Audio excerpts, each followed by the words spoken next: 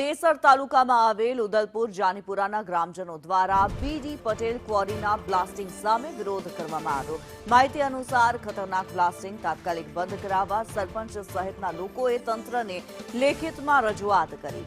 ઉલ્લેખનીય છે કે બ્લાસ્ટિંગથી મકાનોમાં તિરાડો પડવાની અને જાનમાલને નુકસાનની ભીતિ સેવાઈ રહી છે, તો બીજી તરફ ભારે ધડાકા, ધૂળ અને જમીનના કંપનથી જાનીપુરાના ગ્રામજનોમાં ભયનો માહોલ છે।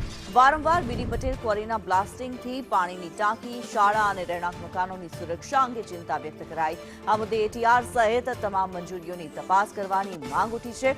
ગ્રામજનોના જાનમાલ અને પર્યાવરણની સુરક્ષા માટે તાત્કાલિક પગલાં લેવાની માંગ કરવામાં આવી।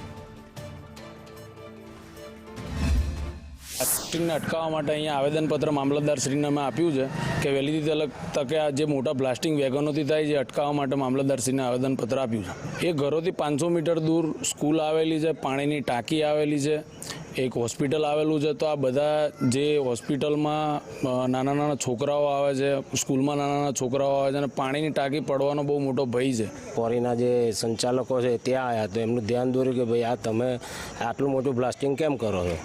પહેલાં બી રજૂઆતો કરેલી છે અને એ લોકોએ ના ધ્યાને લીધી તો અમારે ના છૂટકે આવેદનપત્ર આપવા આવવું પડ્યું છે અને આજે મામલતદારશ્રીને અમે આવેદનપત્ર આપ્યું છે અને કાલે અમે કલેક્ટરશ્રીને, જીઓલોજિસ્ટમાં અને આજે પોલીસ સ્ટેશને પણ આપીએ છીએ। દેસર તાલુકાના જાનીપુરા જે ગામ છે એ ગામની અંદર બીડી પટેલ દ્વારા ગેરકાયદેસર બ્લાસ્ટિંગ કરવામાં આવે છે અને જેના જે નજીકમાં પ્રાથમિક શાળા આવેલ છે, રહેણાંક વિસ્તાર આવેલો છે અને જર્જરિત મકાનો પણ છે। મારા ઘરના નજીક 500 મીટરની અંદર બીડી પટેલ ક્વોરી આવી છે, ત્યાં બ્લાસ્ટિંગ ખૂબ જ થઈ રહ્યું છે। ત્યાં ઇનલીગલી છે માઇન્સ, પાછળ કોતરકામમાં બી એ થઈ રહ્યું છે, પણ કોઈ જાતનું કોઈ ધ્યાન આપતું નથી।